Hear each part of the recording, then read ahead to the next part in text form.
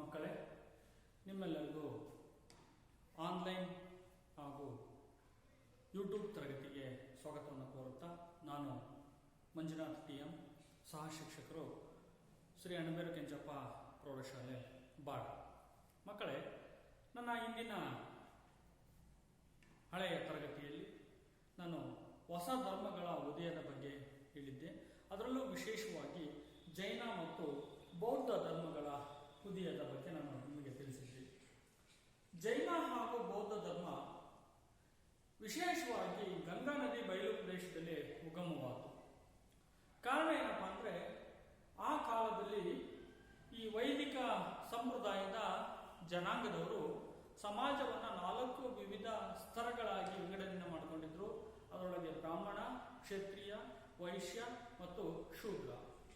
ಈ ಮೇಲ್ಜಾತಿಯವರ ಪೌರೋಹಿತ್ವ, ದಬ್ಬಾಳಿಕೆ, ದೌರ್ಜನ್ಯದ ಒಂದು ನಡೆಯಲ್ಲಿ ಈ ಕೆಳಪಂಥೀಯರಾದಂತಹ ಸಮಾಜದ ಕೆಳ ವರ್ಗಗಳಾದ ವೈಶ್ಯ ಮತ್ತು ಶೂದ್ರರು, ಅದರಲ್ಲೂ ವಿಶೇಷವಾಗಿ ಶೂದ್ರ ಜನಾಂಗದವರು ಬಹಳಷ್ಟು ಶೋಷಣೆಗೊಳಗಾಗಿದ್ದರು. ಅಂಥವರಿಗೆ ಈ ಒಂದು ಹೊಸ ಭರವಸೆಯ ಕಿರಣವಾಗಿ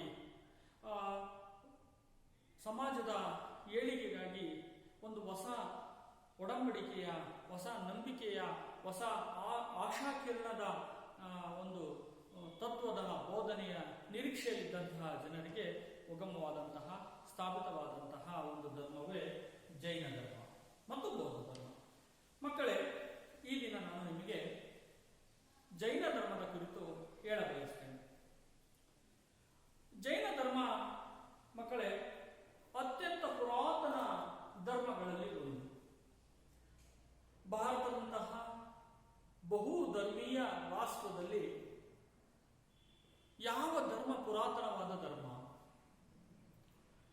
ಯಾವ ಧರ್ಮಕ್ಕೆ ಅತಿ ಹೆಚ್ಚು ಐತಿಹಾಸಿಕ ಹಿನ್ನೆಲೆ ಇದೆ ಅನ್ನೋದನ್ನು ನಾವು ಹುಡುಕ್ತಾ ಹೋಗ್ತೀವಿ. ನನ್ನ ಮಕ್ಕಳೇ ಬಹಳ ಸತಿ ಹೇಳ್ತಾ ಇರ್ತೀನಿ, ಈಗ ನಾನು ಹೇಳುತ್ತಿರುವಂತಹ ಧರ್ಮ, ಜೈನ ಧರ್ಮ, ಕ್ರಿಸ್ತ ಪೂರ್ವದ ಕಾಲದಲ್ಲಿ. ಮಕ್ಕಳೇ, ಈಗ 2020, ಇನ್ನ ಈ ತಿಂಗಳು ಡಿಸೆಂಬರ್ ಕಳೆದ್ರೆ ಮುಂದಿಂದು 2021. ಈ 2021ನೇ ಇಸ್ವಿ ಏನು ಆರಂಭವಾಯಿತು, ಯಾವಾಗ ಆರಂಭವಾಯಿತು? ಇದನ್ನು ನಾವು ಕ್ರಿಸ್ತ ಶಕ ಅಂತ ಕರಿತೀವಿ. ಸೊ ಕ್ರಿಸ್ತ ಶಕ ಅಂದ್ರೆ ಯೇಸು ಕ್ರಿಸ್ತ ಯಾವಾಗ ಹುಟ್ಟಿದ್ದು? ಯೇಸು ಕ್ರಿಸ್ತ ಕ್ರಿಸ್ತ ಶಕ 4ನೇ ಇಸ್ವಿಯಲ್ಲಿ ಹುಟ್ಟಿದ್ದು. ಆ ಯೇಸು ಕ್ರಿಸ್ತ ಹುಟ್ಟುವುದಕ್ಕಿಂತ ಪೂರ್ವದ ಕಾಲವನ್ನ ಕ್ರಿಸ್ತ ಪೂರ್ವ ಎಂದು ಕರೆದ್ರು. ಯೇಸು ಕ್ರಿಸ್ತ ಹುಟ್ಟಿದ ನಂತರದ ಕಾಲವನ್ನ ಕ್ರಿಸ್ತ ಶಕ ಅಂತ ಕರೆದ್ರು. ಮಕ್ಕಳೇ, ಈ ಒಂದು ವಿಷಯವನ್ನು ನಾನು ಇಲ್ಲಿ ಯಾಕೆ ಹೇಳ್ತಾ ಇದ್ದೀನಿ ಅಂದ್ರೆ, ಎಷ್ಟು ಪುರಾತನವಾದಂತಹ ಧರ್ಮ ಭಾರತೀಯ ಧರ್ಮ, ಭಾರತದ ನೆಲದಲ್ಲಿ ಉದಯಿಸಿದಂತಹ ಈ ಧರ್ಮ ಯೇಸು ಕ್ರಿಸ್ತ ಹುಟ್ಟುವುದಕ್ಕಿಂತ ಪೂರ್ವದಲ್ಲಿ ಸರಿಸುಮಾರು ನಾನು ಹೇಳ್ತಾ ಇದ್ದೀನಿ, ಇದು 8ನೇ ಶತಮಾನದ, ಕ್ರಿಸ್ತ ಪೂರ್ವ 8ನೇ ಶತಮಾನದ ಕಾಲದಲ್ಲಿ ಉದಯಿಸಿದಂತಹ ಈ ಧರ್ಮ. ಈ ಜೈನ ಧರ್ಮ ಏನ್ ಹೇಳುತ್ತೆ? ಸಾಂಪ್ರದಾಯಿಕವಾಗಿ ಈ ಜೈನ ಧರ್ಮದಲ್ಲಿ 24 ತೀರ್ಥಂಕರರಿದ್ರು ಎಂಬುವಂತಹ ನಂಬಿಕೆಯನ್ನ ನಾವು ಇಟ್ಕೊಂಡಿದ್ದೀವಿ. ನಮಗೆ 23 ಮತ್ತು 24ನೇ ತೀರ್ಥಂಕರರ ಬಗ್ಗೆ, 1ರಿಂದ 22ನೇ ತೀರ್ಥಂಕರರ ಬಗ್ಗೆ ಹೆಚ್ಚಿನ ಮಾಹಿತಿ ಲಭ್ಯವಿಲ್ಲ. ಆದರೆ 23 ಮತ್ತು 24ನೇ ತೀರ್ಥಂಕರರ ಬಗ್ಗೆ ನಮಗೆ ಹೆಚ್ಚಿನ ಮಾಹಿತಿ ಲಭ್ಯ ಇದೆ. ಮಕ್ಕಳೇ, ಆದರೆ ಮೊದಲ ತೀರ್ಥಂಕರ ಯಾರು ಅನ್ನೋದನ್ನ ನಾವು ಹುಡುಕಿ ಹೊರಟಾಗ ನಮಗೆ ಲಭ್ಯವಾಗಿತ್ತು ಋಷಭ ಎಂಬಂತಹ ವ್ಯಕ್ತಿ. ಋಷಭ ಎಂಬಂತವರು ಮೊದಲನೇ ಜೈನ ಧರ್ಮದ ತೀರ್ಥಂಕರ. ಜೈನ ಧರ್ಮವನ್ನು ಬೋಧಿಸಿರ್ತಕ್ಕಂಥವ್ರನ್ನ ತೀರ್ಥಂಕರರು ಅಂತೇಳಿ ಕರೆಯಲಾಗುತ್ತೆ. ಅದರೊಳಗೆ ಮೊದಲನೇ ತೀರ್ಥಂಕರ ಋಷಭ ತೀರ್ಥಂಕರ ಅನ್ನುವಂಥದ್ದು. ಇನ್ನು ಉಳಿದ ತೀರ್ಥಂಕರರ ಬಗ್ಗೆ ಹೆಚ್ಚಿನ ಮಾಹಿತಿ ಇಲ್ಲ. ಆದರೆ ಹೆಚ್ಚು ಸಾಧನೆ ಅಥವಾ ಬೋಧನೆಯನ್ನ ಮಾಡಿ ಸಮಾಜದಲ್ಲಿ ಪರಿವರ್ತನೆಯನ್ನ ಮಾಡಿರ್ತಕ್ಕಂತಹ 2 ಪ್ರಮುಖ ಜೈನ ಧರ್ಮೀಯರು ಅಂದ್ರೆ ಜೈನ ಧರ್ಮದ ಬೋಧಕರು ಅಂದ್ರೆ ಅಥವಾ ಜೈನ ಧರ್ಮದ ಮಹಾನ್ ಸಾಧಕರು ಅಂತಂದ್ರೆ ಪಾರ್ಶ್ವನಾಥ ಮತ್ತು ಮಹಾವೀರ. ಪಾರ್ಶ್ವನಾಥ ಈತ 23ನೇ ತೀರ್ಥಂಕರ. ತೀರ್ಥಂಕರನಾದ ಪಾರ್ಶ್ವನಾಥ ಇವನು ಯಾರು, ಇವನ ಬಗ್ಗೆ ಇತಿಹಾಸವನ್ನು ಹುಡುಕ್ತಾ ಹೋದಾಗ ಈತ ಕ್ರಿಸ್ತಪೂರ್ವ 8ನೇ ಶತಮಾನದಲ್ಲಿ ರಾಜ ಅಶ್ವಸೇನನ ಮಗನಾಗಿ ಜನ್ಮವನ್ನು ಪಡಿತಾನೆ.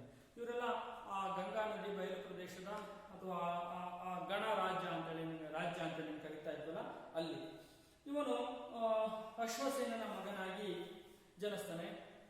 ಈತ ತನ್ನ ಸುಖ ಭೋಗವನ್ನ ತ್ಯಜಿಸಿ ಅಮರನಾಗ್ತಾನೆ. ಒಬ್ಬ ರಾಜನ ಮಗ ಯಾವ ರೀತಿಯ ಜೀವನವನ್ನು ನಡೆಸಬಹುದು? ಸುಖ ಭೋಗಗಳು, ಅರಮನೆ, ಆಳು ಕಾಳುಗಳು, ಸೈನಿಕರು, ಸೇವಕರು, ರಾಜ ಗಾಂಭೀರ್ಯಕ್ಕೆ ಬೇಕಾಗಿರ್ತಕ್ಕಂಥ ಎಲ್ಲ ವೈಭೋಗದ ಜೀವನ, ಅರಮನೆ, ಸುಖ ಭೋಗ, ಈ ರೀತಿಯ ಭೋಗ್ಯ ಜೀವನವನ್ನು ನಡೆಸುವಂತಹ ಒಬ್ಬ ವ್ಯಕ್ತಿ ಪಾರ್ಶ್ವನಾಥ ಅದೇನೋ ಕಾರಣಕ್ಕಾಗಿ ತನ್ನ ಸುಖ ಭೋಗವನ್ನು ತ್ಯಜಿಸಿ ಸರ್ವ ಸಂಘ ಪರಿತ್ಯಾಗಿ ಆಗ್ತಾನೆ. ನೋಡಿ, ಸರ್ವ ಸಂಘ ಪರಿತ್ಯಾಗಿ ಅಂದ್ರೆ ಏನು? ಎಲ್ಲವನ್ನು ಬಿಟ್ಟು, ಮೊದಲು ತನ್ನ ರಾಜ್ಯವನ್ನ ಬಿಟ್ಟು, ತನ್ನ ಸಂಪತ್ತನ್ನ ಬಿಟ್ಟು, ತನ್ನ ಆಸ್ತಿಯನ್ನ ಬಿಟ್ಟು, ತನ್ನ ಎತ್ತವರನ್ನ, ತಂದೆ ತಾಯಿಗಳನ್ನ ಬಿಟ್ಟು, ಹೆಂಡತಿಯನ್ನ ಬಿಟ್ಟು, ಮಕ್ಕಳನ್ನ ಬಿಟ್ಟು, ಗ್ರಾಮವನ್ನ ಬಿಟ್ಟು, ಊರನ್ನ ಬಿಟ್ಟು, ಎಲ್ಲವನ್ನ ಬಿಟ್ಟು ಸರ್ವ ಸಂಘ ಸ್ನೇಹಿತರನ್ನ, ವಿಶ್ವಾಸಿಗರನ್ನ ಎಲ್ಲವನ್ನ ಬಿಟ್ಟು, ಎಲ್ಲವನ್ನ ತ್ಯಾಗವನ್ನ ಮಾಡಿ ಸನ್ಯಾಸಿ ಆಗೋದು. ಸರ್ವಸಂಘ ಪರಿತ್ಯಾಗಿಯಾಗಿ ಇವನು ಸನ್ಯಾಸಿಯಾಗ್ತಾನೆ. ಸನ್ಯಾಸಿ ಆದ ಬಳಿಕ ಈತ ಸಾಕಷ್ಟು ತತ್ವಗಳನ್ನು ಬೋಧಿಸ್ತಾನೆ. ಇವನ ತತ್ವಗಳು 4 ಪ್ರಮುಖವಾಗಿ. ಏನು ತತ್ವಗಳು? ಅಹಿಂಸೆ, ಸತ್ಯ, ಆಸ್ಥೇಯ, ಅಪರಿಗ್ರಹ. ಮಕ್ಕಳೇ, ಅಪರಿಗ್ರಹ ಅಂದ್ರೆ ಆಸ್ತಿಯನ್ನ ಹೊಂದದೇ ಇರ್ತಕ್ಕಂಥದ್ದು ಎಂದರ್ಥ. ಮಕ್ಕಳೇ, ಈ ದಿನ ನಾನು ನಿಮಗೆ ಪಾರ್ಶ್ವನಾಥನ ತತ್ವವನ್ನ ಹೇಳಬಯಸ್ತೇನೆ. ಈ ಪಾರ್ಶ್ವನಾಥನ ತತ್ವಗಳು ಯಾರು? ಮೊದಲನೇದಾಗಿ ನಿಮಗೆ ಹೇಳಿದ ಹಾಗೆ ಅಹಿಂಸೆ. ಹಿಂಸೆಯ ವಿರುದ್ಧವಾದಂತಹ ಪದ. ಯಾವುದೇ ರೀತಿಯ ಹಿಂಸೆಯನ್ನ ಮಾಡಬಾರದು, ಯಾವುದೇ ಪ್ರಾಣಿಯ ವಧೆಯನ್ನ ಮಾಡಬಾರದು, ಅಥವಾ ಮನುಷ್ಯನ ವಧೆಯನ್ನ ಮಾಡಬಾರದು, ತೊಂದರೆಯನ್ನ ಮಾಡಬಾರದು, ರಕ್ತವನ್ನ ಚೆಲ್ಲಬಾರದು, ಮತ್ತು ರಕ್ತವನ್ನ ಒಂದು ದೇಹದಿಂದ ಹೊರಗೆ ಬಾರದೇ ಇರತಕ್ಕಂತಹ ಒಂದು ವ್ಯವಸ್ಥೆ. ಅಹಿಂಸೆಯ ವಿರುದ್ಧವಾಗಿರ್ತಕ್ಕಂಥದ್ದು. ಸೊ ಅಹಿಂಸೆ ಬಹಳ ಮುಖ್ಯವಾಗಿರ್ತಕ್ಕಂಥದ್ದು. ನೋಡಿ ಮಕ್ಕಳೇ, ಇದು ಬಹಳ ಮುಖ್ಯವಾಗಿರ್ತಕ್ಕಂಥದ್ದು. ಆ ಕಾಲದಲ್ಲಿ ಈ ಹಿಂಸೆಗೆ ಹೆಚ್ಚಿನ ಆದ್ಯತೆ ಇತ್ತು. ನೋಡಿ, ರಾಜರು ತನ್ನ ರಾಜ್ಯವನ್ನು ಉಳಿಸ್ಕೊಳ್ಳೋಕ್ಕೋಸ್ಕರ ಯುದ್ಧವನ್ನ ಮಾಡ್ತಾ ಇದ್ರು. ಯುದ್ಧ ಮಾಡುವಾಗ ಸಾಕಷ್ಟು ಜನರ ಹಿಂಸೆ ಆಗ್ತಾ ಇತ್ತು, ಸಾವು ಆಗ್ತಾ ಇತ್ತು, ನೋವಾಗ್ತಾ ಇತ್ತು, ಅಂಗವಿಕಲರಾಗ್ತಿದ್ರು. ಯುದ್ಧದ ಒಂದು ಪರಿಣಾಮವನ್ನ ಊಹಿಸಿಕೊಂಡ್ರೆ ಈ ಒಂದು ಹಿಂಸೆ ಅನ್ನೋದು ನಾವು ಅರ್ಥವಾಗುತ್ತೆ. ಸೊ ಇವು ಯಾವುದನ್ನೂ ಮಾಡದೇ ಇರ್ತಕ್ಕಂತಹ ಒಂದು ಜೀವನ, ಅದು ಅಹಿಂಸೆ. ಇದನ್ನ ಬೋಧಿಸಿರ್ತಕ್ಕಂಥದ್ದು ಪಾರ್ಶ್ವನಾಥ, 23ನೇ ತೀರ್ಥಂಕರ. ಆ ನಂತರ ಸತ್ಯ, 2ನೇ ಪ್ರಮುಖವಾಗಿರ್ತಕ್ಕಂಥದ್ದು ಸತ್ಯ. ಸತ್ಯವನ್ನು ಹೇಳುವುದು, ಟ್ರುತ್. ನೋಡಿ, ಸುಳ್ಳಿನ ವಿರುದ್ಧವಾಗಿರ್ತಕ್ಕಂಥದ್ದು, ಸುಳ್ಳು ಹೇಳಬಾರದು. ನೋಡಿ, ಯಾವಾಗ ಹೇಳ್ತಾರೆ, ಒಂದು ಸುಳ್ಳು ಸಂಸಾರಕ್ಕೆ ಮುಳ್ಳು. ಒಂದು ಸುಳ್ಳನ್ನು ಹೇಳಕ್ಕೆ ಮತ್ತೊಂದು ಸುಳ್ಳು, ಆ ಸುಳ್ಳನ್ನು ಮುಚ್ಕೊಳ್ಳಿಕ್ಕೆ ಮತ್ತೊಂದು ಸುಳ್ಳು, ಸುಳ್ಳಿನ ಮೇಲೆ ಏನನ್ನ ಸುಮ್ಮನೆ ಹೆಚ್ಚು ಸುಳ್ಳುಗಳನ್ನು ಹೇಳ್ತಾ ಹೋಗ್ಬಿಟ್ಟು ಇಡೀ ಒಂದು ವ್ಯವಸ್ಥೆನ ಹದಗೆಟ್ಟು ಹೋಗುತ್ತೆ. ನೋಡಿ, ಒಂದು ಸುಳ್ಳನ್ನು ಹೇಳಿ ಅದಕ್ಕೆ ಆ ಸುಳ್ಳನ್ನು ಮುಚ್ಕೊಳ್ಳಿಕ್ಕೆ, ಸರಿಪಡಿಸ್ಕೊಳ್ಳಿಕ್ಕೆ ಮತ್ತೊಂದು ಸುಳ್ಳು ಹೇಳೋದು, ಆ 2ನೇ ಸುಳ್ಳನ್ನು ಮುಚ್ಕೊಳ್ಳಿಕ್ಕೆ ಮತ್ತೊಂದು ಸುಳ್ಳು. ಒಮ್ಮೆಲೆ ನೀವು ಸತ್ಯವನ್ನು ಹೇಳಿಬಿಟ್ರೆ ಈ 3-4 ಸುಳ್ಳುಗಳನ್ನು ಹೇಳೋದು ತಪ್ಪುತ್ತೆ. ಹಾಗಾಗಿ ಸತ್ಯವೇ ಬಹಳ ಮುಖ್ಯವಾಗಿರ್ತಕ್ಕಂಥದ್ದು. ನೈಜವಾಗಿರ್ತಕ್ಕಂಥ ವಿಷಯವನ್ನು ಹೇಳಬೇಕು, ಸತ್ಯವನ್ನ ಹೇಳಬೇಕು. ನಂತರ ಆಸ್ಥೇಯ, ಇದು ಬಹಳ ಮುಖ್ಯವಾಗಿರ್ತಕ್ಕಂಥದ್ದು. ಆಸ್ಥೇಯ, ಮನುಷ್ಯನಲ್ಲಿ ಆಸೆ ಬಹಳ. ಈ ಆಸೆ ಏನ್ ಮಾಡುತ್ತೆ? ವ್ಯಕ್ತಿಯನ್ನ ದುರಾಚಾರಕ್ಕೆ ಎಡೆ ಮಾಡಿಕೊಡುತ್ತೆ, ದುರಾಚಾರಕ್ಕೆ ತಳ್ಳುತ್ತೆ. ಈ ರೀತಿ ಆಸೆಯನ್ನು ಹೊಂದಿರತಕ್ಕಂತಹ ವ್ಯಕ್ತಿ ಮುಂದೊಂದು ದಿನ ಕದಿಯೋಕ್ಕೆ ಸ್ಟಾರ್ಟ್ ಮಾಡ್ತಾನೆ. ತನ್ನಲ್ಲಿ ಇಲ್ಲದೆ ಇರತಕ್ಕಂಥದ್ದನ್ನ ಅಥವಾ ಬೇರೆಯವರಲ್ಲಿ ಇರುವುದನ್ನ ತಾನು ಪಡೆಯಬೇಕೆಂಬಂತಹ ಏನು ಅವನ ಗುಣ ಏನ್ ಮಾಡ್ತಾ ಹೋಗುತ್ತೆ, ಕದಿಲಿಕ್ಕೆ ಸ್ಟಾರ್ಟ್ ಮಾಡುತ್ತೆ. ಸೊ ಇದು ಆಸ್ತೇಯ ಅಂದ್ರೆ ಕದಿಯದೇ ಇರ್ತಕ್ಕಂಥದ್ದು. ಯಾವುದೇ ವ್ಯಕ್ತಿಯ ಮತ್ತೊಬ್ಬ ವ್ಯಕ್ತಿಯ ವಸ್ತುವನ್ನು ಅದು ಏನೇ ಆಗಿರಲಿ ಕದಿಯದೇ ಇರ್ತಕ್ಕಂಥದ್ದು. ಇದು ಪಾರ್ಶ್ವನಾಥನ ಮೂರನೇ ಅತ್ಯಂತ ಪ್ರಮುಖ ತತ್ವ. ನಾಲ್ಕನೇದು ಅಪರಿಗ್ರಹ. ಮಕ್ಕಳಿಗೆ ಬಹಳ ಮುಖ್ಯವಾಗಿರ್ತಕ್ಕಂಥದ್ದು. ಏನು ಅಪರಿಗ್ರಹ ಅಂತಂದ್ರೆ ಯಾವುದೇ ರೀತಿಯ ಆಸ್ತಿಯನ್ನು ಹೊಂದದೇ ಇರ್ತಕ್ಕಂಥದ್ದು. ಇವತ್ತಿನ ಶ್ರೀಮಂತರು, ಇವತ್ತಿನ ಅನೇಕ ಉತ್ತಮಸ್ಥ ಕುಟುಂಬದವರು, ಅನುಕೂಲಸ್ಥರು ಹೇಗೆ ಹಣವನ್ನು ಸಂಪಾದಿಸುತ್ತಿದ್ದಾರೆ. ಈ ದಿನ ನಾನು ಮೊನ್ನೆ ಟಿವಿಯಲ್ಲಿ ಒಬ್ಬ ನಮ್ಮ ರಾಜಕೀಯ ಪ್ರತಿನಿಧಿ ವಿಧಾನಸೌಧದ ಒಂದು ಕಲಾಪದಲ್ಲಿ ಒಂದು ಮಾತನ್ನು ಹೇಳ್ತಾರೆ. ಸ್ವಾಮಿ, ಇವತ್ತು ನಮ್ಮ ಭೂಮಿಯ ಮೇಲೆ ದುಡ್ಡನ್ನು ದುಡಿತಾ ಇದೆ, ಯಾವುದೇ ಒಬ್ಬ ವ್ಯಕ್ತಿ ದುಡ್ಡನ್ನು ದುಡಿತಾ ಇಲ್ಲ. ಈ ಪದದ ಅರ್ಥವನ್ನ ಹೇಳ್ತೇನೆ. ದುಡ್ಡನ್ನು ದುಡಿತಾ ಇದೆ ಅಂದ್ರೆ ಶ್ರೀಮಂತ ವ್ಯಕ್ತಿಗಳು ದುಡ್ಡನ್ನು ಕೂಡ ಹಾಕ್ಬಿಟ್ಟು ಆ ದುಡ್ಡು ಮತ್ತೆ ದುಡ್ಡನ್ನು ದುಡಿತಾ ಇದೆ, ಆ ದುಡ್ಡು ಮತ್ತೆ ದುಡ್ಡನ್ನು ದುಡಿತಾ ಇದೆ. ಶ್ರೀಮಂತರಾಗ್ತಾ ಆಗ್ತಾ ಆಗ್ತಾ ಹೋಗ್ತಾ ಇದ್ದಾರೆ, ಹೆಚ್ಚು ಆಸ್ತಿಯನ್ನು ಗಳಿಸ್ತಾ ಇದ್ದಾರೆ. ಒಬ್ಬ ರಾಜಕೀಯ ಪ್ರತಿನಿಧಿ, ರಾಜಕೀಯ ಪ್ರವೇಶ ಮಾಡಿರ್ತಕ್ಕಂಥ ಒಬ್ಬ ವ್ಯಕ್ತಿ 15-20 ವರ್ಷಗಳ ಹಿಂದೆ ಒಬ್ಬ ಸಾಧಾರಣ ಜಿಲ್ಲಾ ಪಂಚಾಯಿತಿಯ ಸದಸ್ಯನಾದವನು ಒಂದು ದಿನ MLA ಆಗ್ತಾನೆ, MP ಆಗ್ತಾನೆ, ರಾಜ್ಯದ ಮಿನಿಸ್ಟರ್ ಆಗ್ತಾನೆ, ನಂತರ ಮುಖ್ಯಮಂತ್ರಿಯೂ ಆಗಿರ್ತಾನೆ. ಅಂತಹ ಒಬ್ಬ ಸಾಧಾರಣ ವ್ಯಕ್ತಿ ತನ್ನ ಜೀವಿತಾವಧಿಯಲ್ಲಿ ಸಾವಿರಾರು ಕೋಟಿಯ ಒಡೆಯನಾಗ್ತಾನೆ. ಇದು ಹೇಗೆ ಸಾಧ್ಯ? ಅದು ಅಪರಿಗ್ರಹ ಆಗಬಾರದು, ಅಂದ್ರೆ ಹೆಚ್ಚು ಆಸ್ತಿಯನ್ನ ಹೊಂದಬಾರದು. ಪಾರ್ಶ್ವನಾಥನ ಈ ತತ್ವ ಎಷ್ಟು ಪ್ರಮುಖವಾಗಿದೆ ಅಂದ್ರೆ ಆಸ್ತಿಯನ್ನ ಹೊಂದಲೇಬಾರದು. ಸೊ ನಮ್ಮಲ್ಲೆಲ್ಲ ಕೇಳ್ತಾರೆ, ನಿಮ್ದು ಎಷ್ಟು ಎಕರೆ ಹೊಲ ಇದೆ, ನಿಮ್ದು ಎಷ್ಟು ಎಕರೆ ಮನೆ ಇದೆ, ಎಷ್ಟು ಎಕರೆ ಗದ್ದೆ ಇದೆ, ಎಷ್ಟು ಎಕರೆ ಅಡಿಕೆ ತೋಟ ಇದೆ, ಎಷ್ಟು ಎಕರೆ ತೆಂಗಿನ ತೋಟ ಇದೆ, ಎಷ್ಟು ಟ್ರ್ಯಾಕ್ಟರ್ ಇದ್ದಾವೆ, ಎಷ್ಟು ಬೈಕ್ ಇದಾವೆ, ಎಷ್ಟು ಮನೆ ಇದೆ. ಈ ರೀತಿಯ ಆಸ್ತಿಯನ್ನ ನಾವು ಕೇಳುವ ಪ್ರವೃತ್ತಿ ಮಾಡಬಾರ್ದು. ಆಸ್ತಿಯನ್ನು ಹೊಂದದೇ ಇರ್ತಕ್ಕಂಥದ್ದು. ಇವು ಪಾರ್ಶ್ವನಾಥನ ಪ್ರಮುಖ 4 ತತ್ವಗಳು. ಒಂದು ಅಹಿಂಸೆ, ಎರಡನೇದು ಸತ್ಯ, ಮೂರನೇದು ಕದಿಯದಿರುವುದು ಅಥವಾ ಆಸ್ತೇಯ, ನಾಲ್ಕನೇದು ಅಪರಿಗ್ರಹ. ಇದು ಪಾರ್ಶ್ವನಾಥನ ತತ್ವಗಳು. ಮಕ್ಕಳೇ, ಈ ಒಂದು ಜೈನ ಧರ್ಮದ ಈ 4 ತತ್ವಗಳ ಜೊತೆಗೆ 24ನೇ ತೀರ್ಥಂಕರರಾದ ಮಹಾವೀರರು, ಅದರಲ್ಲೂ ವರ್ಧಮಾನ ಮಹಾವೀರರು ಮತ್ತೊಂದು ತತ್ವವನ್ನ ಇದರ ಜೊತೆಯಲ್ಲಿ ಸೇರಿಸಿ ಬೋಧಿಸ್ತಾರೆ. ಅದೇ ಬ್ರಹ್ಮಚರ್ಯ. ಮಕ್ಕಳೇ, ಬ್ರಹ್ಮಚರ್ಯ ಅಂದ್ರೆ ಯಾವುದೇ ರೀತಿಯ ವೈವಾಹಿಕ ಸಂಬಂಧವನ್ನ ಮಾಡದೇ ಇರ್ತಕ್ಕಂಥದ್ದು, ವಿವಾಹವಾಗದೇ ಇರ್ತಕ್ಕಂಥದ್ದು. ಬ್ರಹ್ಮಚರ್ಯ ಅಂದ್ರೆ ವಿವಾಹವಾಗದೆ ತನ್ನ ಜೀವನವನ್ನ ಕಳೆಯುವುದು. ಆ ಬ್ರಹ್ಮಚರ್ಯದಲ್ಲಿ ಸಾಕಷ್ಟು ಸಾಮಾಜಿಕ ಉಪಯೋಗ ಕೆಲಸಗಳನ್ನು ಮಾಡಬೇಕು ಅನ್ನುವಂಥದ್ದು ವರ್ಧಮಾನ ಮಹಾವೀರರ ಮಹಾನ್ ಬೋಧನೆ ಆಗಿರ್ತಕ್ಕಂಥದ್ದು.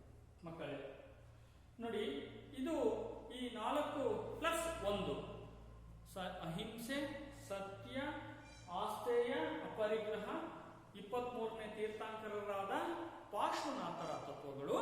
ನಂತರ 5ನೇ ತತ್ವ ಬ್ರಹ್ಮಚರ್ಯ ತತ್ವ. ಇದು ಮಹಾವೀರರ ತತ್ವವಾಗಿರ್ತಕ್ಕಂಥದ್ದು. ಮಕ್ಕಳೇ, ಈ ಮಹಾವೀರನ ಅಥವಾ ವರ್ಧಮಾನ ಮಹಾವೀರರ ಬಗ್ಗೆ ನಾವು ತಿಳ್ಕೊಳ್ಳೋಣ. ಇಲ್ಲಿವರೆಗೂ ನಾವು ಪಾರ್ಶ್ವನಾಥರ ಬಗ್ಗೆ ತಿಳ್ಕೊಂಡಿದ್ವಿ. ವರ್ಧಮಾನ ಮಹಾವೀರರು ಕ್ರಿಸ್ತಪೂರ್ವ 599ನೇ ಇಸ್ವಿಯಲ್ಲಿ ಜನಿಸ್ತಾರೆ. ಇವರು ಜೈನ ಧರ್ಮದ 24ನೇ ತೀರ್ಥಂಕರರಾಗಿ ತಮ್ಮ ಹೆಸರನ್ನು ಗಳಿಸ್ತಾರೆ. ಈ ವರ್ಧಮಾನ ಮಹಾವೀರರು ಯಾರು? ಮಕ್ಕಳೇ, ಈ ವರ್ಧಮಾನ ಮಹಾವೀರರು ಗಣರಾಜ್ಯಗಳಲ್ಲಿ ಒಂದಾದ ವೈಶಾಲಿಯ ಕುಂಡಲಿ ಗ್ರಾಮದಲ್ಲಿ ಇವರು ಜನ್ಮವನ್ನ ಪಡಿತಾರೆ ಅಥವಾ ಹುಟ್ಟುತ್ತಾರೆ. ಕುಂಡಲಿ ಗ್ರಾಮ ಇದು ಗಣರಾಜ್ಯಗಳಲ್ಲಿ ಒಂದು. ಇವೆಲ್ಲ ಗಣರಾಜ್ಯಗಳು. ಗಣರಾಜ್ಯ ಅಂದ್ರೆ ಈ ಬಿಹಾರ ಈ ಭಾಗದಲ್ಲಿ ಬರ್ತಕ್ಕಂಥದ್ದು. ಅದರಲ್ಲೂ ಗಂಗಾ ನದಿಯ ಪ್ರದೇಶ, ಬಯಲು ಪ್ರದೇಶ ಆಗಿರ್ತಕ್ಕಂಥದ್ದು. ವೈಶಾಲಿಯ ಕುಂಡಲಿ ಗ್ರಾಮದಲ್ಲಿ ಜನಿಸ್ತಾರೆ. ಇವರ ತಂದೆ ಸಿದ್ಧಾರ್ಥ. ಇವರು ಜ್ಞಾತ್ರಿಕ ಎಂಬ ಒಂದು ಬುಡಕಟ್ಟಿನ ರಾಜ ಇವರ ತಂದೆ. ಯಾರ ತಂದೆ? ವರ್ಧಮಾನ ಮಹಾವೀರನ ತಂದೆ. ಇವರು ಜ್ಞಾತ್ರಿಕ ಎಂಬಂತಹ ಒಂದು ಪಂಗಡದ ಬುಡಕಟ್ಟಿನ ರಾಜನಾಗಿರ್ತಾರೆ ಇವರ ತಂದೆ. ಇವಾಗ ಇದು ಪ್ರಸ್ತುತ ಬಿಹಾರ ರಾಜ್ಯದ ಮುಜಾಫರ್ಪುರ್ ಎಂಬಂತಹ ಒಂದು ಜಿಲ್ಲೆಯಲ್ಲಿ ಈ ಒಂದು ಗ್ರಾಮ ಕುಂಡಲ ಗ್ರಾಮ ಕಂಡು ಬರುತ್ತೆ. ಇದು 24ನೇ ತೀರ್ಥಂಕರ ಮಹಾವೀರರು ಜನಿಸಿರ್ತಕ್ಕಂತಹ ಒಂದು ಗ್ರಾಮ ಬಿಹಾರ. ಇವರ ತಾಯಿ ತ್ರಿಶಲಾದೇವಿ. ಈ ತ್ರಿಶಲಾದೇವಿ ಯಾರಪ್ಪ ಅಂದ್ರೆ ವೈಶಾಲಿ ಎಂಬಂತಹ ಇನ್ನೊಂದು ಗಣರಾಜ್ಯ ಇದೆ. ಆ ವೈಶಾಲಿ ಗಣರಾಜ್ಯ ಅತ್ಯಂತ ಬಹಳ ಅನುಕೂಲ ಮತ್ತು ಶ್ರೀಮಂತಿಕೆಯನ್ನು ಹೊಂದಿರತಕ್ಕಂತಹ ರಾಜ್ಯ, ಪ್ರಮುಖ ರಾಜವಂಶ. ಆ ವೈಶಾಲಿಯ ಯುವರಾಜನಾದ ಚೇತಕ ಎಂಬಂತಹ ವ್ಯಕ್ತಿಯ ಸಹೋದರಿಕೆ ಈ ತ್ರಿಶಲಾದೇವಿಯವರು. ಇವರು ಈ ಚೇತಕ ಎಂಬಂತಹವನು ಲಿಚ್ಚವಿ ಮನೆತನದ ಯುವರಾಣಿಯಾದ ಯಶೋಧರ ಎಂಬ ಕನ್ಯೆಯೊಡನೆ ಲಗ್ನವನ್ನು ಆಗ್ತಾನೆ. ಸೊ ಇವೆಲ್ಲ ವಿಷಯಗಳು ಏನಪ್ಪಾ ವೈಯಕ್ತಿಕವಾಗಿ ಅಂದ್ರೆ ಈ ರಾಜ ಕುಟುಂಬಕ್ಕೆ ಸೇರಿರ್ತಕ್ಕಂತಹ ವೈಭೋಗದ ಜೀವನವನ್ನು ಮಾಡುವಂತಹ, ಸಾಕಷ್ಟು ಆಳುಕಾಳುಗಳನ್ನು ಹೊಂದಿರತಕ್ಕಂತಹ, ತನಗೆ ಬೇಕಾದ ಸೌಕರ್ಯವನ್ನ ಸುಲಭ ರೀತಿಯಲ್ಲಿ ಒದಗಿಸಿಕೊಳ್ಳುವಂತಹ ಒಂದು ಸೌಕರ್ಯ ಇರತಕ್ಕಂತಹ ಕುಟುಂಬದಲ್ಲಿ ಜನಿಸಿರ್ತಕ್ಕಂತಹ ವರ್ಧಮಾನ ಮಹಾವೀರರು ತನ್ನ 30ನೇ ವಯಸ್ಸಿನಲ್ಲಿ ಸತ್ಯ ಅನ್ವೇಷಣೆಯನ್ನು ಮಾಡಲಿಕ್ಕೆ ಹೊರಡ್ತಾರೆ. ಏನು ಸತ್ಯ ಅನ್ವೇಷಣೆ? ಪ್ರಸ್ತುತ ಪ್ರಪಂಚದಲ್ಲಿರ್ತಕ್ಕಂತಹ ಸತ್ಯ ಕಣ್ಣಿಗೆ ಕಾಣುವಂಥದ್ದು ಯಾವುದೂ ನಿಜವಲ್ಲ ಅಂತ ಅವ್ರಿಗೆ ಗೊತ್ತಾಯಿತು. ಎಲ್ಲ ಬೂಟಾಟಿಕೆ, ಎಲ್ಲ ಒಂದು ನಂಬಿಕೆಯ ಅನರ್ಹ ವಿಷಯವಾಗಿತ್ತು. ಹಾಗಾಗಿ ಅವರು ಮನೆ ಮಠ ಅಥವಾ ಮನೆ ಮತ್ತು ಸಂಸಾರವನ್ನು ತ್ಯಜಿಸ್ತಾರೆ, ಅರಮನೆಯನ್ನು ತ್ಯಜಿಸ್ತಾರೆ, ಅಥವಾ ಬುಡಕಟ್ಟು ಜನಾಂಗದ ಜೀವನವನ್ನು, ನಾಯಕತ್ವದ ಜೀವನವನ್ನು ತ್ಯಜಿಸ್ತಾರೆ, ರಾಜ ನೀತಿಯನ್ನು ತ್ಯಜಿಸ್ತಾರೆ, ಸಂಸಾರವನ್ನು ತ್ಯಜಿಸ್ತಾರೆ, ಹೆಂಡತಿ ಮಕ್ಕಳು ತಂದೆ ತಾಯಿ ಕುಟುಂಬವನ್ನು ಬಿಟ್ಟು ಹೊರಡ್ತಾರೆ. ಎಲ್ಲಿಗೆ ಹೋಗ್ತಾರೆ? ಸುಮಾರು 12 ವರ್ಷಗಳ ಕಾಲ ಸತ್ಯದ ಹುಡುಕಾಟವನ್ನು ಮಾಡ್ತಾರೆ. 12 ವರ್ಷಗಳ ಕಾಲ ಸತ್ಯವನ್ನು ಹುಡುಕ್ತಾರೆ. ಎಷ್ಟು ಸತ್ಯವನ್ನು ಹುಡುಕ್ತಾರೆ ಅಂದ್ರೆ ಕೊನೆಗೊಮ್ಮೆ ಅವರು ತಪಸ್ಸನ್ನ ಮಾಡಲಿಕ್ಕೆ ಶುರು ಮಾಡ್ತಾರೆ. ಸುಮಾರು 12 ವರ್ಷಗಳ ಕಾಲ ಸತ್ಯವನ್ನು ಹುಡುಕಾಡಿ ತಪಸ್ಸನ್ನ ಮಾಡಿ ಕೊನೆಗೆ ಅವರು ಒಂದು ತತ್ವವನ್ನು ಪಾಲಿಸಲಿಕ್ಕೆ ಶುರು ಮಾಡ್ತಾರೆ. ದೇಹ ದಂಡನೆಯನ್ನ ಮಾಡಿಕೊಂಡ್ರೆ, ದೇಹವನ್ನು ದಂಡಿಸಿದ್ರೆ ಮಾತ್ರ ಸತ್ಯದ ಒಂದು ಅನುಭವ ಆಗುತ್ತೆ ಅಂತ ನಂಬಿರ್ತಕ್ಕಂತಹ ಮಹಾವೀರರು ಕೊನೆಗೆ ಉಪವಾಸವನ್ನ ಮಾಡಲಿಕ್ಕೆ ಶುರು ಮಾಡ್ತಾರೆ. ಸ್ವತಃ ಉಪವಾಸವನ್ನ ಮಾಡಿ ದೇಹವನ್ನ ದಂಡಿಸ್ತಾರೆ. ದೇಹವನ್ನ ದಂಡನೆಯನ್ನ ಮಾಡಿಕೊಂಡ ನಂತರದಲ್ಲಿ ಅವರು ಸತ್ಯವನ್ನ ಗಳಿಸಿದ್ರು, ಸತ್ಯವನ್ನ ಸಂಪಾದಿಸಿದ್ರು, ಜ್ಞಾನವನ್ನ ಸಂಪಾದಿಸಿದ್ರು, ಜ್ಞಾನೋದಯವಾಯಿತು. ಅಂದ್ರೆ ಸುಮಾರು 30ನೇ ವಯಸ್ಸಿನಲ್ಲಿ ಮನೆಯನ್ನ ಬಿಟ್ಟು ಸಂಸಾರವನ್ನು ಬಿಟ್ಟು ಹೊರಟಂತಹ ಮಹಾವೀರರು 42ನೇ ವಯಸ್ಸಿನಲ್ಲಿ ಜ್ಞಾನೋದಯವಾಗುತ್ತೆ. ಅವರಿಗೆ ಕೈವಲ್ಯ ಜ್ಞಾನ ಲಭಿಸುತ್ತೆ. ಏನದು ಕೈವಲ್ಯ ಜ್ಞಾನ ಎಂದರೆ ಇದು ಜ್ಞಾನೋದಯ ಎಂದರ್ಥ. ಈ ಕೈವಲ್ಯ ಜ್ಞಾನವನ್ನು ಪಡ್ಕೊಂಡಂತಹ ಮಹಾವೀರರು ಎಲ್ಲವನ್ನು ನಿಗ್ರಹಿಸಿಕೊಂಡರು. ನೋಡಿ, ಇದು ಸಂಸಾರವನ್ನು ಪಡೆದು ಸಂಸಾರವನ್ನ ಬಿಟ್ಟು, ಸಂಸಾರ ಅಂದರೆ ಯಾವತ್ತು ಹೆಂಡತಿ ಮಕ್ಕಳು. ನೋಡಿ, ತಂದೆಗೆ ಹೆಂಡತಿ, ಗಂಡನಿಗೆ ಹೆಂಡತಿಯ ಆಸರೆ, ಹೆಂಡತಿಗೆ ಗಂಡನ ಆಸರೆ, ಗಂಡ ಹೆಂಡತಿಗೆ ಮಕ್ಕಳ ಆಸೆ, ಮಗುವಿಗೆ ತಂದೆ ತಾಯಿಯ ಆಸೆ, ತಂದೆ ತಾಯಿಗೆ ಅವರ ಅಪ್ಪ ಅಮ್ಮನ ಆಸೆ, ಮಗುವಿಗೆ ಅಜ್ಜ ಅಜ್ಜಿಯ ಆಸೆ. ಇದು ಕುಟುಂಬದ ಒಂದು ಸೆಳೆತ. ಈ ಕುಟುಂಬವನ್ನ ಬಿಟ್ಟು ಹೊರಬರ್ಲಿಕ್ಕೆ ಆಗಲ್ಲ. ಸಾಕಷ್ಟು ಬಾರಿ ನೀವು ಯಾವ್ದಾದ್ರು ಊರಿಗೆ ಹೋದ್ರಿ, ಒಂದು ವಾರ ಅಥವಾ 10 ದಿವಸ, ಎಷ್ಟೊತ್ತಿಗೆ ಬಂದು ನಮ್ಮ ಊರಿನ ಅಪ್ಪ ಅಮ್ಮವನ್ನ ನೋಡೆವು, ನಮ್ಮ ತಂದೆ ತಾಯಿಯನ್ನು ನೋಡೆವು, ನಮ್ಮ ಅಜ್ಜಿ ಅಜ್ಜಿಯನ್ನ ನಾವು ನೋಡೆವು, ಮತ್ತೆ ನಮ್ಮ ಸಹೋದರ ಸಹೋದರಿಯನ್ನು ನೋಡೆವು. ಇದು ಕೌಟುಂಬದ ಈ ಒಂದು ಸಂಸಾರದ ಒಂದು ಸೆಳೆತ. ಈ ಒಂದು ಸಂಸಾರವನ್ನು ಬಿಟ್ಟು ಹೊರಗೆ ಬರುವುದು ಮಹಾನ್ ಸಾಧನೆಯೇ ಹೌದು. ಅಷ್ಟೇ ಅಲ್ಲ, ಜೊತೆಗೆ ಸುಖ ಭೋಗ, ಬುಡಕಟ್ಟು ರಾಜವಂಶಜನಾದಂತಹ ಇವನಿಗೆ ಎಲ್ಲಾ ರೀತಿಯ ಸೌಕರ್ಯಗಳಿದ್ವು. ಅವೆಲ್ಲವನ್ನು ಬಿಟ್ಟು ಬಂದ, ಎಲ್ಲವನ್ನು ತ್ಯಜಿಸಿದ, ಸರ್ವಸಂಗ ಪರಿತ್ಯಾಗಿಯಾದ, ಎಲ್ಲವನ್ನ ನಿಗ್ರಹಿಸಿಕೊಂಡ, ತನ್ನ ದೈಹಿಕ ನಿಯಂತ್ರಣವನ್ನು ಸ್ಥಾಪಿಸಿದ. ಈ ರೀತಿ ಎಲ್ಲವನ್ನ ನಿಗ್ರಹಿಸಿಕೊಂಡ ಒಬ್ಬ ವ್ಯಕ್ತಿಯೇ ಏನು ಮಹಾವೀರ. ಹಾಗಾಗಿ ವರ್ಧಮಾನ ಏನಾದ? ಮಹಾವೀರನಾದ. ಈ ವರ್ಧಮಾನ ಮಹಾವೀರ ಎನಿಸಿಕೊಂಡ. ಅಷ್ಟೇ ಅಲ್ಲ, ಜಿನ ಅಂತೇಳಿ ಕರೆದರು. ಜಿನ ಎಂದರೆ ಎಲ್ಲವನ್ನ ನಿಗ್ರಹಿಸಿಕೊಂಡವ, ಎಲ್ಲವನ್ನ ನಿಯಂತ್ರಿಸಿಕೊಂಡವ ಎಂದರ್ಥ. ಹಾಗಾಗಿ ಈ ಒಂದು ಜನಾಂಗದವರು, ಜೈನ ಧರ್ಮೀಯರು ಮತ್ತು ವರ್ಧಮಾನ ಮಹಾವೀರನಾದ, ಈ ವರ್ಧಮಾನ ಮಹಾವೀರ ಎಲ್ಲವನ್ನ ನಿಗ್ರಹಿಸಿಕೊಂಡು ಜಿನನಾದ. ಜಿನ ಎಂದರೆ ಎಲ್ಲವನ್ನ ನಿಯಂತ್ರಿಸಿದವ. ಇವನ ಅನುಯಾಯಿಗಳು ಜಿನ ಆಗಿರೋದ್ರಿಂದ ಇವನ ಅನುಯಾಯಿಗಳು ಅಥವಾ ಇವನ ಹಿಂಬಾಲಕರು ಅಥವಾ ಇವನ ತತ್ವವನ್ನ ಪಾಲಿಸುವವರು ಏನಾದರೂ ಜೈನರಾದರು. ಈ ಜೈನ ಧರ್ಮ ಹೇಗೆ ಆಯ್ತು ಅಂದ್ರೆ ಜಿನದಿಂದ ಜೈನವಾಯಿತು ಎಂದರ್ಥ. ಅಂದ್ರೆ ಎಲ್ಲವನ್ನ ನಿಗ್ರಹಿಸಿಕೊಂಡವ. ನಾನು ಇನ್ನು ಮುಂದೆ ಹೇಳ್ತೇನೆ. ಎಷ್ಟು ಅವರು ಅಹಿಂಸಾ ತತ್ವವನ್ನು ಪಾಲಿಸ್ತಾ ಇದ್ರು ಅಂದ್ರೆ, ತಾವು ಓಡಾಡುವ ಸ್ಥಳದಲ್ಲಿ ಯಾವುದಾದ್ರೂ ಒಂದು ಇರುವೆ ಕಂಡು ಕೂಡ ಅದನ್ನ ತುಳಿಯುವ ಪ್ರಯತ್ನವನ್ನು ಮಾಡಲ್ಲ. ಯಾವುದೇ ರೀತಿಯ ಪ್ರಾಣಿ ಹಿಂಸೆಯನ್ನ ಮಾಡಲ್ಲ ಇವರು. ನಾನು ಮುಂದೆ ಹೇಳ್ತೀನಿ ಅಹಿಂಸಾ ತತ್ವ ಮತ್ತು ಇದರೊಳಗೆ ಎರಡು ಪಂಗಡ ಬರ್ತವೆ. ಆಮೇಲೆ ಈ ವಿಷಯವನ್ನು ನಾನು ಹೇಳಬಯಸ್ತೇನೆ. ಇನ್ನು ಉಳಿದ 30 ವರ್ಷಗಳ ಕಾಲ ವರ್ಧಮಾನನು ಗಂಗಾ ನದಿಯ ಪ್ರದೇಶದಲ್ಲಿ ತನ್ನ ಬೋಧನೆಯನ್ನ ಮಾಡ್ತಾ ಹೋಗ್ತಾನೆ. ತನ್ನ ಸತ್ಯದ ಅರಿವನ್ನ, ಸತ್ಯದ ಅನ್ವೇಷಣೆಯನ್ನ, ಜ್ಞಾನೋದಯವನ್ನ ತನ್ನ ಅನುಯಾಯಿಗಳಿಗೆ ಅಥವಾ ತನ್ನ ಹಿಂಬಾಲಕರಿಗೆ ಬೋಧಿಸ್ತಾ ಹೋದ.